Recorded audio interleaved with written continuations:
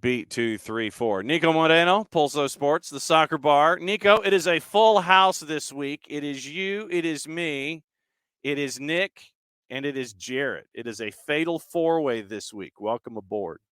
All right, I like that back line of four. How you doing, everybody? Happy to see you all here. Big thank you to John for having me on, as always. A good hello to Atlanta, the East, and everyone watching the one and only SDH. Big Wednesday, lots to talk about. Let's do it. Nick, go. All right, thoughts from last night, man. What'd you see? What made you happy? What made you worried? Oh, that's a convoluted question. If obviously not the way you asked it, but so many answers. I think what I see is the Wild West in general, and I mean that there is no sheriff, there is no real team that's taking over the Western Conference. I think that's what I see. It's very tight.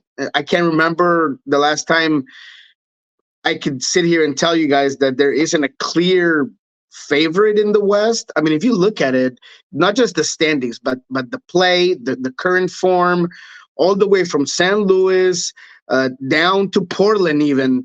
It's anybody's game, man. You know, Portland's gaining points. They're gaining a little bit of confidence.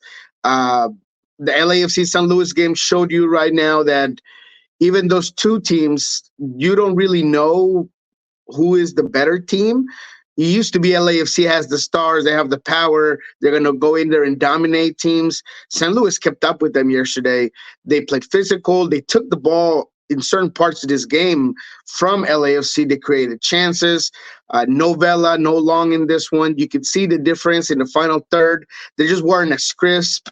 San Luis just gave him everything they had, and he just stayed there, right? The Seattle Sounders as well. They have problems of their own.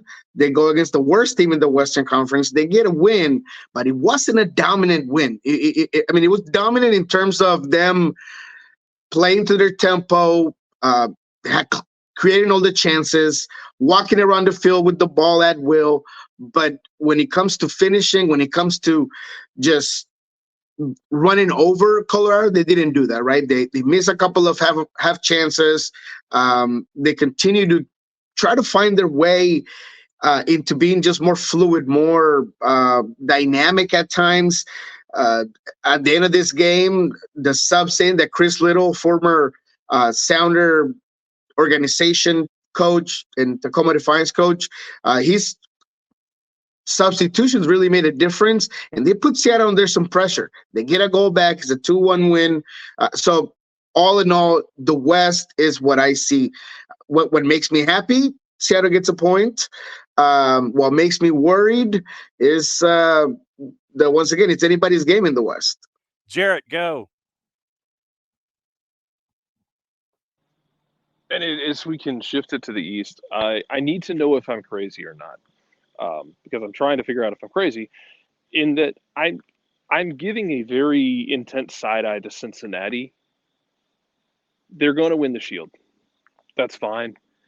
It's a team that keeps rescuing things late. Am I crazy for not trusting them come playoff time? When you get into the playoffs and you go behind, it's a different animal to crawl back into games. You're not crazy. And it's tough to say why that reason, right? Because all the stats, all the numbers would tell you that this is the best team in MLS. You look at their roster, you look at them on paper, but there's a couple of teams that go against them. One, history, right? Every supporting Shield team that has done great in the regular season tends to struggle in some way, either not make it to the finals or they fall short. So you have that going in terms of your point of view. And then it's the play, what we've seen recently, and how Vasquez just doesn't seem as lethal as he did last year, and how that final third with Bapuenza still seems to need to kind of get in gear, right? You bring a new guy, DP, you need him to work well, and you're still in the process of getting that going. they're still a very good team, right? They press right, they defend right, they do all their fundamentals correctly, but they just don't look like a team that is 8 points above in the shield race, right? So I get the apprehension. I think is well founded, and would it surprise me if they are a dud in the playoffs? No, because like I said, there is some things that can tell you that a team that does this well early can struggle. Yeah, but again, it's just that. It also wouldn't surprise me that it all comes together. Everything's all right. Santiago Arias looked really good yesterday. Barral is probably going to be in the last season in MLS here. He's going to have a great finish to this season. Can Vasquez find it again? Can he become in the last couple of games that poacher, that target forward that they need him to be, perhaps? So it's a little bit of both, but I don't think you're crazy. And that was your question. So let me get in my weekly Messi and Friends question. Oh, and I've made a point of this morning. Oh, which cup of coffee are you on? 1 or 2? Oh, this is 2, baby. Oh, this is 2. Yeah, I've been up early, setting up for Soccer Bar. I had a radio call in Uruguay, so it's been a busy morning. All right. So my Messi and Friends question goes along the lines of this week.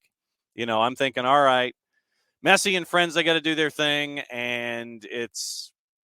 You got Toronto, and then you got the matchup against the purple team this week. It's a chance to continue to move up the table. I start Messi on my fantasy team. I captain Messi on my fantasy team. I start Jordi Alba because it's a double match week. Exactly. So 37 minutes is how long Messi lasts. Jordi Alba, I don't think lasted that long. No. And they still put 4 on Toronto because, well, frankly, everybody puts 4 on Toronto. Where are you where Messi and Friends are? And basically, like Nick has maintained, you need to put Messi on ice until Open Cup final. Yeah. I mean, in a nutshell, I've been told you guys that I'm done doubting Messi. I'm done doubting Tata. So I think they still make the push for the playoffs. I think that DC United is a pretender. I think that Montreal is an even more pretender. I'm not a believer in Losada. I think that they lack consistency. I think they drop games regardless of what they just recently did. And DC United as well. I do think that there is a chance that Miami gets there. When it comes to Messi and putting him on ice, I was shocked, to say the least, that I saw him in that starting rotation, because it was Toronto that you were playing. I mean, you could have put the kids, you could have put, John at goalkeeper and me at, the 6, and, we might have done okay against this Toronto team. So all in all, I was surprised. I think that they unnecessarily risked their best player and the player that makes them immortal, right? Without Messi, they're mortal. And now you have to worry about exhaustion, right? Because Tata talked to the press. He said there's no way he's playing the next game, right? And him or Jordi, it's not something that is seems to be a severe injury, but it's just something that they need to be taken off the field. First Alba, then Messi. You could see that they were fatigued. Messi was kind of bent over, holding his knees. I mean, he was tired. There was obviously some discomfort. So you take him off. You're starting to unnecessarily run the wheels of this bus, and you just don't have to do that, right? And then you saw it after Robert Taylor comes in. He's taking huge strides. I mean, he cooked Toronto yesterday. As soon as he came in for Messi touched him, gave him the powers of the mighty Messi, and he just looked great. I mean, you couldn't get the ball off his feet. He was dangerous. That goal from the top of the box, where I don't know what Toronto's doing, just allowing one player to follow him, wherever you was just watching with popcorn in their hands. Lord have mercy. And then he just takes that shot, cross post from the goalkeeper. He assisted. He got that last goal where he receives the ball, looks up, puts it away in the angle. I mean, he was just fantastic. So you have the players that are showing you that they can do it, and yet you risk Messi and Alba. I think he should have sat him down, started the game, and if you needed him, you break the emergency glass and you bring in Messi. But he doesn't do that, so it does worry me for the future of this team where Messi's at. So with the assumption that Messi's okay and maybe he's just going to rest one game and even put in doubt his presence, obviously, for U.S. Open Cup, then I would still think that Messi and friends make it to the playoffs, but he could stumble upon their Open Cup chances. Nick, go for it. Look, I understand where Apple is right now. They're trying to do their documentary series. They're trying to, put as much media out as humanly possible about anything that ties in Messi. I remember in the Mercedes-Benz press for the Atlanta-Miami game, you had Argentine officials, Argentine sports reporters. You had, the list was pretty nuts. I understand what they're trying to do, but I'm with Niko here. I'm done doubting that Messi is anything other than just one of the best, if not the best, regardless of who he's playing with or where he's playing. He legitimately seems very happy here, but that doesn't mean that Miami should feel any pressure to put him on the field when he's not feeling 100%. I am stunned that he played in that game last night. I would not have done that, especially coming off of missing the game in Atlanta. If anything, I would have felt pressure to be like, no, Messi, you're sitting out on this one. So it makes it easier for us to be like, hey, look, he was injured then, or he felt it then, he felt it now.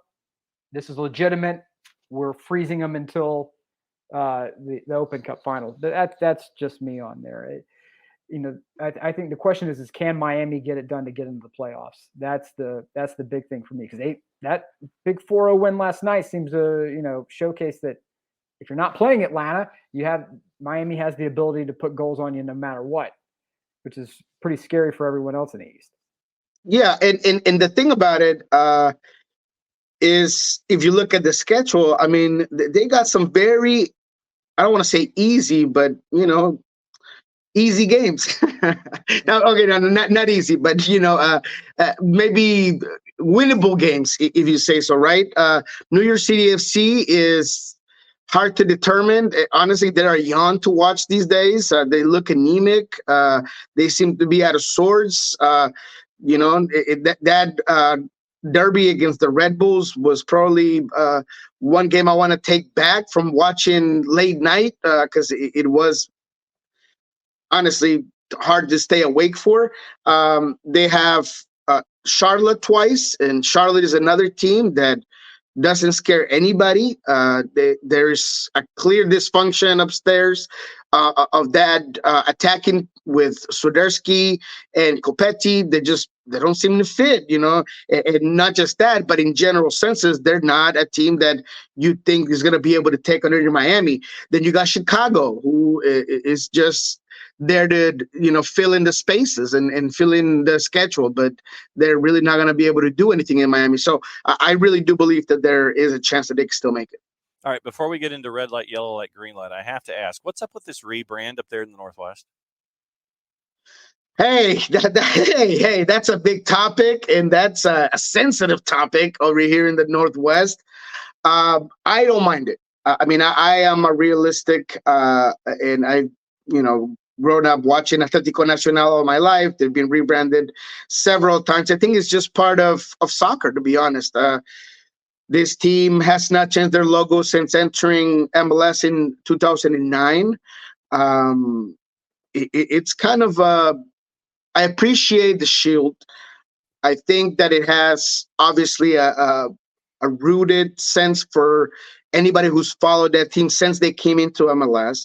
But there's also been Rebrand since the beginning of this team back in 74, right? So with that said, I think that it is time, and there's nothing wrong with rebranding as long as you do it correctly. And if anything else, this organization takes in consideration their fans. And they've done a bunch of polls, and they've asked the alliance members, and they have, for everything that I've been hearing, they thought about removing the Space Needle because, in all honesty, it doesn't really carry any true Seattle Pacific Northwest roots, right? It's a corporate thing. It's a structure that reminds you of Seattle, and it says Seattle, but it's privately owned. I mean, it's not necessarily something that talks to the Seattle soccer community. But even knowing that they could remove that, they talk to the fans. Fans say no. Space Needle says Sounders, so they're going to keep it. So to conclude the very touchy subject, I think that Seattle Sounders is going to do it right. I have confidence that this new shield, the rebrand, is going to have enough from the old crest combined with maybe bringing it to this century or to this era with a better design. So I think it'll be okay. I understand the fans being nervous, apprehensive about the colors and, losing their identity. And you look at the first Chicago rebrand and you look at the Columbus rebrand, I understand why you would feel like it's very easy to get it wrong, but I think Seattle will get it right. All right. So it is time, and what we always do with Niko, and I'm going to include Nick in this week since Nick has made it to the end of the show. It is time to play red light, yellow light, green light. And for those of you that have not seen this particular part of the show, who's got the red light? Who's basically what team in Major League Soccer is stuck at the intersection with the hood up and the engine and the transmission have fallen out, and there's no way that they need to get a wrecker and they need to call AAA because something's seriously wrong. Yellow light, the way that it works is that it can go either one of two ways. It is a team that is ready to speed through the intersection. That light turns yellow. They're speeding through the intersection. They're ready to go green. They want to make it through. They want to keep pushing. Or it's a team that heard a noise when they were touching the brakes. They're hearing the brake pad squeak, and so they're not going to speed through the intersection, and they're going to kind of sit there and heading toward the red light, like the car in the other lane that's sitting there waiting for the wrecker. Green light. Who's got the green light? Who's doing well this week? Who's really storming through everything? Who doesn't worry about what the stoplight says above their head? They're just plowing through the intersection. They're in the speed. They're in the acceleration lane on the freeway. Nothing's going wrong. All right. So, Niko, since Niko is the visitor, he will start. What direction do you want to go first?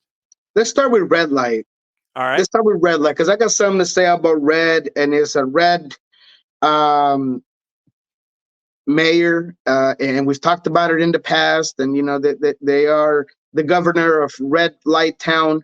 But I've never been so sure that there needs to be a wrecking ball to just smash Toronto FC's roster and rebuild it from the beginning, right? I mean, this Inter Miami team, it took them 30 plus minutes to settle into this game. And even then, this Toronto team was slow in transition.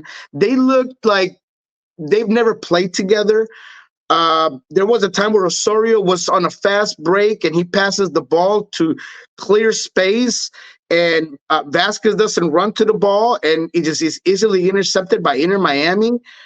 They made this Inter Miami almost defensive-looking team in the way that they were trying to come at it and trying to be a counter team with the way they set up to just own the ball. They allowed them to just own the ball, and they just weren't able to make any sort of presence on the field.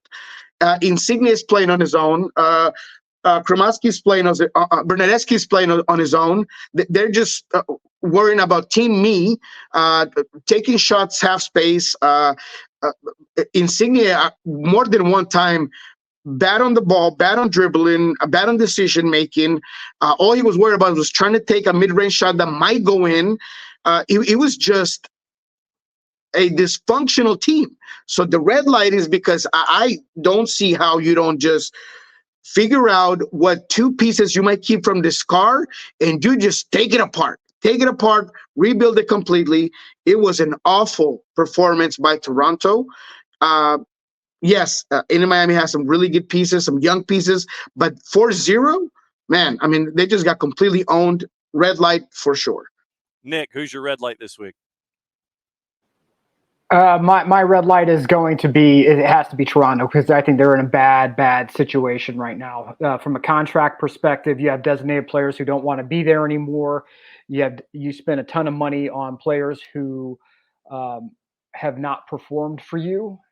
And the hopes were so, it's not just that you invested this money in players who were very, very good, but the hope was there as well, that whenever they started off, it looked like it was going to be Toronto just throttling the rest of the league, and then it fell off a cliff.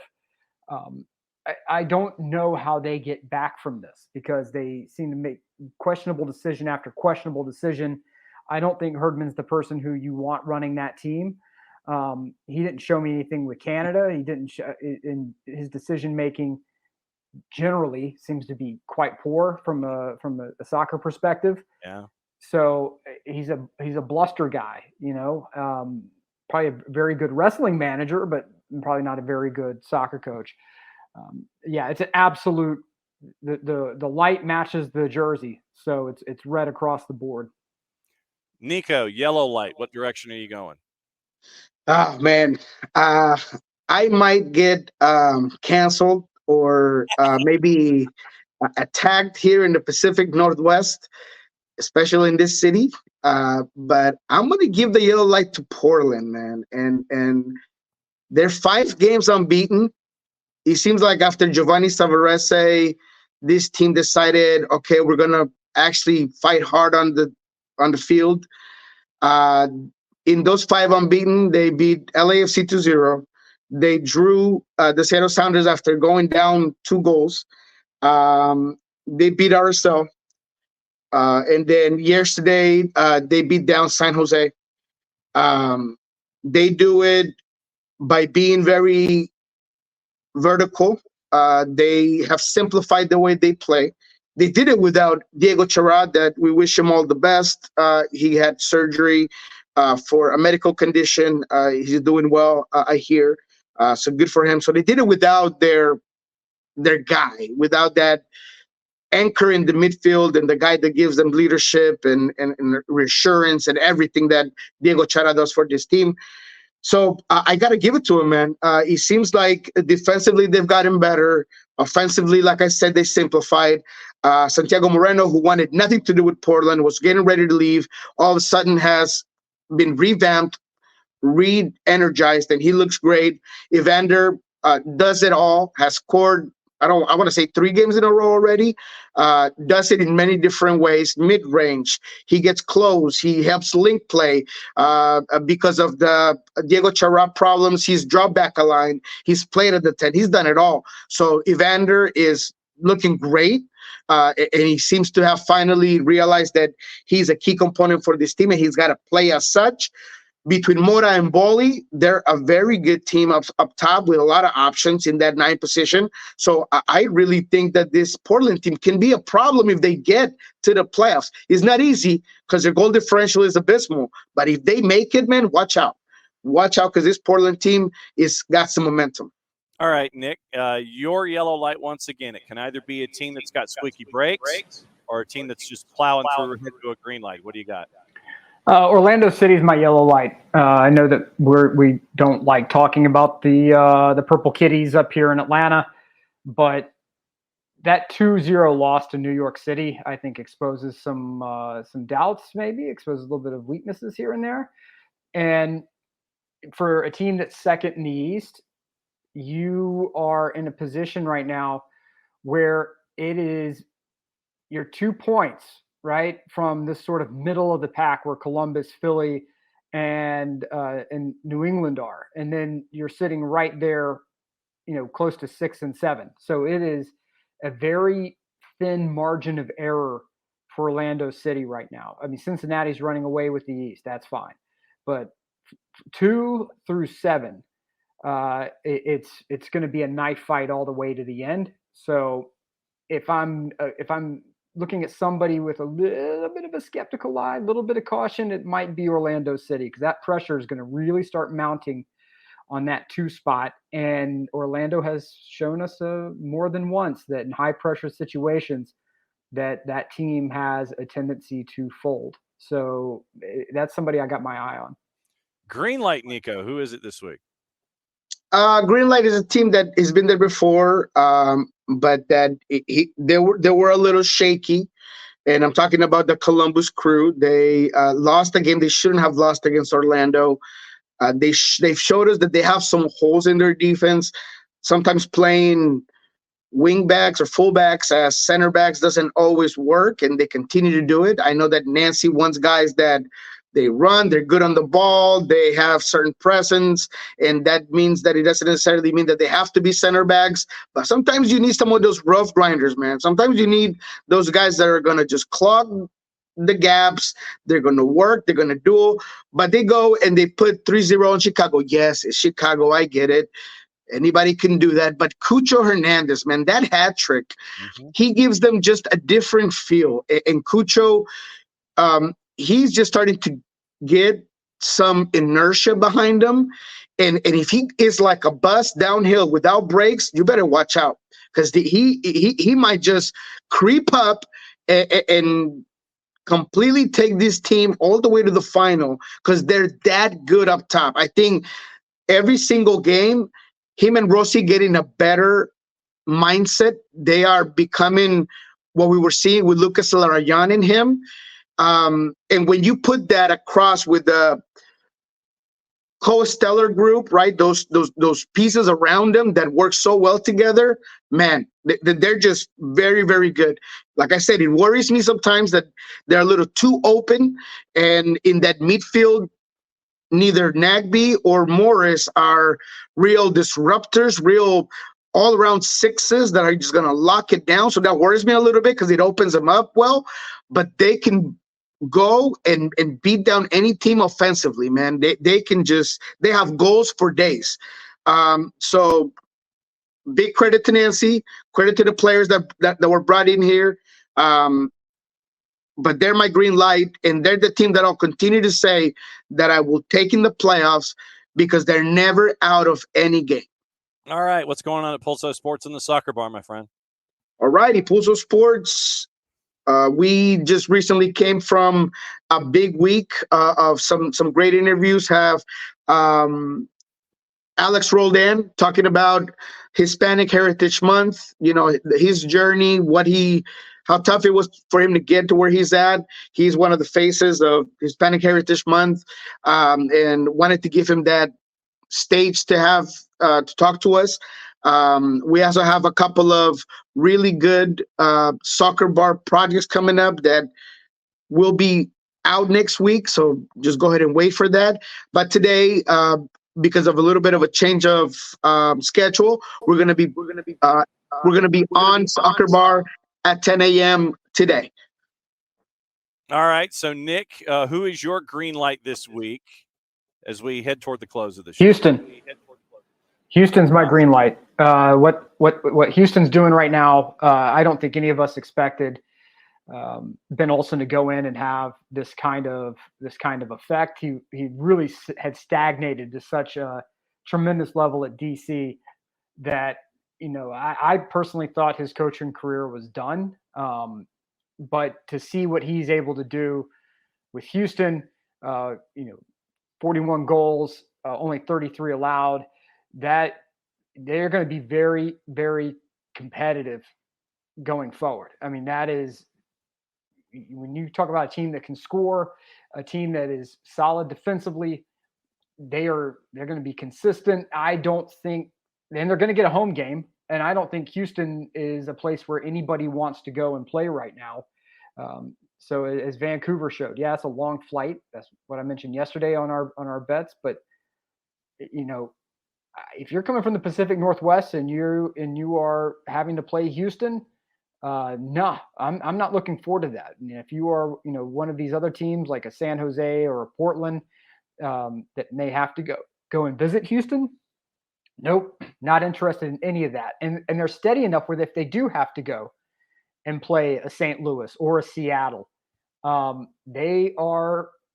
I don't think they're going to be as rattled to go to those situations and be competitive. I just don't. So to me, my green light is going to be the Houston Dynamo, which kind of is concerning for me to say because I never would have expected myself to say that. But here we are. No, yeah, I think Houston is in that Columbus Crew type of boat where they're not at the top of the table, but nobody wants to play them. I mean, they really don't. And I never thought I'd say that of a team with Barrett as their number 9 or as their leading goal scorer. But man, they just look good.